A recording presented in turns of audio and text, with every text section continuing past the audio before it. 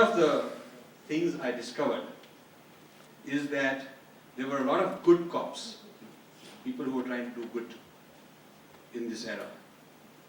One of the first things that my boss taught me when I came to America, I got my first job in the early 70s, was this American idea of good cops and bad cops. We were going to a meeting and he said, I'll be good cop, you'll be bad cop. So I said, Gene, what does that mean? He says, well, I'm the boss, I have to run all these guys will like me, we all have, you have to, in other words, point out all those things about them. In other words, I have to do all the dirty work of criticizing them and telling them why they're behind schedule, they're over budget, and he has to sit back and say, oh, I've looked at this side and I've looked at that side, and these are the good cop, He's trying to help everybody. So I kind of learned how to play bad cop in the American sense. Then, in another career, we were sending delegations to Japan. I was leading delegations to Japan on behalf of ITT and China, and I was a good cop. So then I was told, corporate law, the legal department will be the bad cops. You are the good cop. In other words, ultimately after we've done a joint venture, I have to be living with them and working with them. So we have to have good relations. And so we bring them to New York and wine and dine them and take them to Broadway. They take us to Tokyo, they wine and dine us. So we have to have really good friendships. So I'm a good cop doing that. But we need very good, solid contract, and we need to really squeeze them and get the best out of them. That's the corporate lawyer's job. Because the deal is done, the lawyer gets out of the picture. We are the ones who are marrying them as marketing people and business people, so we have to be the good cops. So this idea of good cop, bad cop is a very common phrase in American culture. Now, in the Native American days, it was a very common ploy. It starts there. It was a very common ploy for an American to go out and fall in love, the romantic idea of Native Americans. They have great culture, and championing them, and campfires, and this John Wayne type character, frontier man who's out there living like the Indians, living with them, and so on. So often, the good cop would champion the rights of the Native Americans and argue against Andrew Jackson and other presidents who want to displace the Native Americans and take their land, actually champion on behalf of the Native Americans. And the Native Americans will begin to trust this guy, that he is there for us. We don't need to go represent ourselves because, he's there speaking for us in the Senate and so on.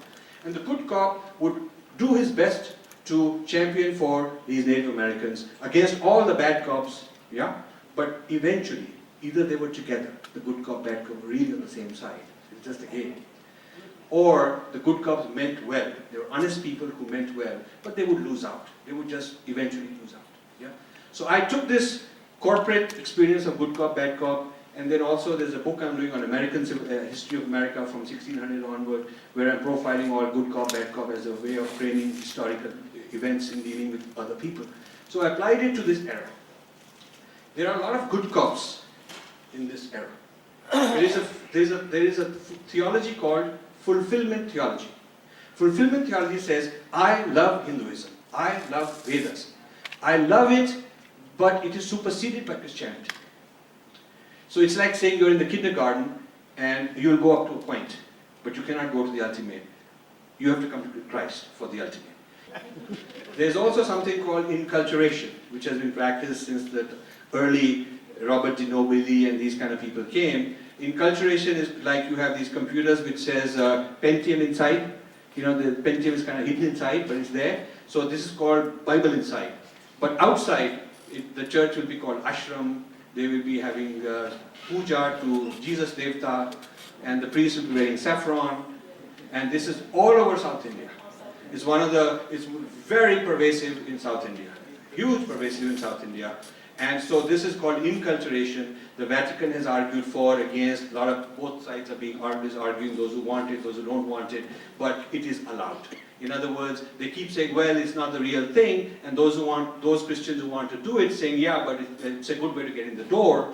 You get in the door and you kind of schmooze them and get them in on your side, and then later on you can throw out the Hindu idols and deities and bring them to the true God. But in the beginning you have a kind of a mixture. And so a lot of our yoga teachers in this country have actually encouraged inculturation. They've sort of slipped into that and facilitated that unknowingly. So those are good cops. And there is a whole movement called Christian yoga. My book has a whole chapter on Christian yoga. Jewish yoga, Yahweh yoga, Kabbalah yoga, all kinds of yoga, where these are people who, after having studied Indian system, some of them for 10, 20, 30 years, some of them are teachers, and they have now decided that we have to reject that and find the same thing in our own culture, in our own language, and supply it to our people in our way. And they say that these are yucky idols, and these are heathen idols, and these are creepy mantras. These are some of the phrases in their advertising. That we'll protect you, we'll give you the benefits of yoga and meditation, without the evil that may creep in if you don't get it through the Christian way. Then there is something called interfaith dialogue. I've had a lot of experience going to faith dialogue and saying, they always like to say, we like tolerance. You heard the word tolerance? Religious tolerance. Try the following experiment. When somebody says religious tolerance, say, well, why not say mutual respect? Now, they won't agree to that. You probably don't think that that will happen, but try it, it will happen. Because tolerance, I can tolerate somebody who is no good, who is useless, but it's a patronizing attitude. I can tolerate you. I think you're bogus. I don't believe in any of your stuff. It's all a bunch of baloney, but I tolerate you. It's like I'm very nice to you. But mutual respect means your path is legitimate. I can't say that because I have a commandment that false gods I can't allow. Because the moment he says mutual respect is acceptable, I'll say, okay, my murtis have to be acceptable because that's who I am. The female goddess has to be acceptable. Okay? Idea of reincarnation has to be acceptable. Because if you really believe in mutual respect, then you have to respect me for who I am, not who you would like me to be. Yeah? And I don't have to be like you to be respected. I am who I am is who I am. You have to respect me for that. So mutual respect is not available from most of the traditions, from most of the Abrahamic traditions.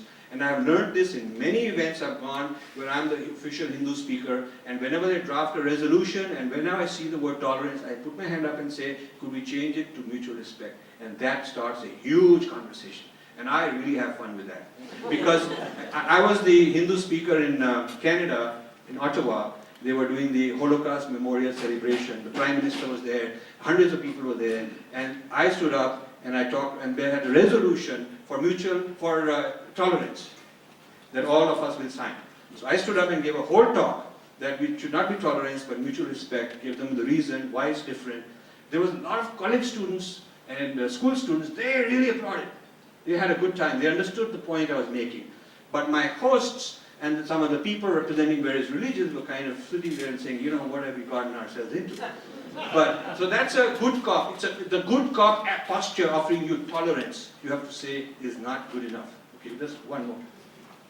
And then the whole idea of human rights of Dalits and minorities, and that has to be done by attacking Hinduism, is also kind of a good cop strategy. I'll stop now because we don't have time, but thank you very much.